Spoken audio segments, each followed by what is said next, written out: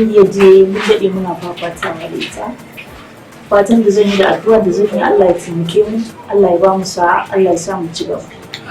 Ina mai nuna farin ciki da nuna godiya ga wannan kungiya ta Arewa Musical Association.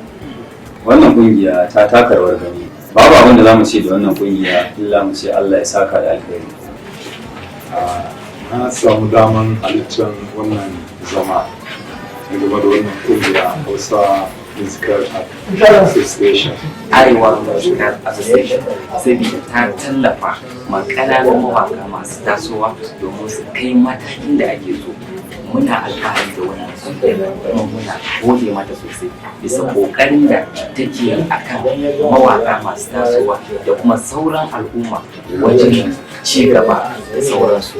Arewa Musical Artist Association muna farin ciki sosai da tsintan kanmu a cikin wannan kungiya mai tarin albarka. Allah ya ba mu nasara. Arewa Hausa Musical Artist Association. To wannan kungiya dai mai tarin albarka ce. Mun gode wa wannan kungiya mai albarka. To yanzu insha Allah mun zo inda za mu yi waka a tunaninmu za a ji a duniya ga baki daya. Na ji confidence na ya dawo. Ina fatan Allah ya sa haɗin kan ƙungiyar nan ya zama ya ɗaukaka ya zagaya duk duniya gaba ɗaya.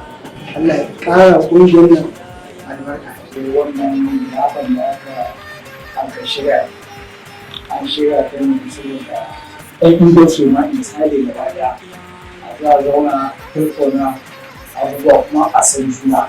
So kowa da kowa na maku maraba da zuwa Allah wani zai taimake. Na Arewa Hausa Musical Artist Association of Nigeria. Wannan dan kwarekwariyar liyafa da muka yi yau Allah ya mai da kowa gidan shi lafiya kamar da kowa ya zo wannan guri lafiya. Zan wa Arewa Musical Association.